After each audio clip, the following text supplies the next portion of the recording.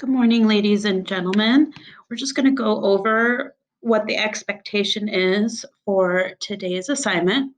So on Wednesday, we're going to be interviewing Mr. Xavier Velasco. Mr.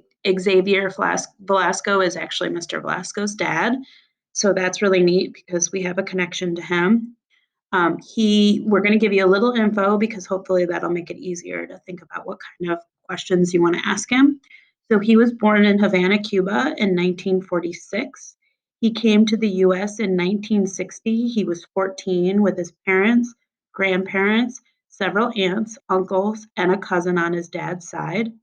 On his mom's side, his aunt, uncle, and a cousin decided to stay in Cuba, and he didn't see them again for about 15 years when they finally got out of Cuba in the 1980s.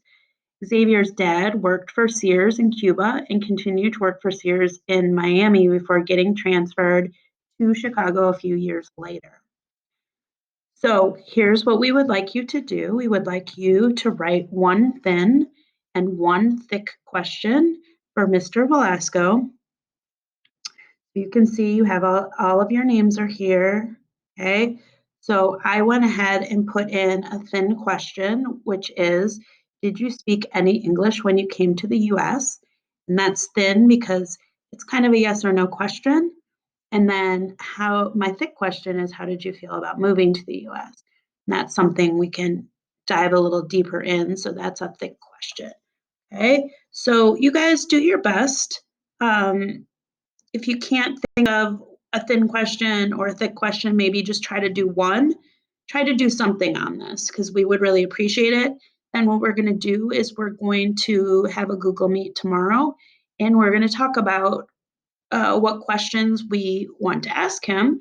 And we're thinking maybe some of you would actually like to ask him a question yourself. So be thinking about that because then we can assign you a question to ask. All right, do a great job as you always do, okay? We will talk later.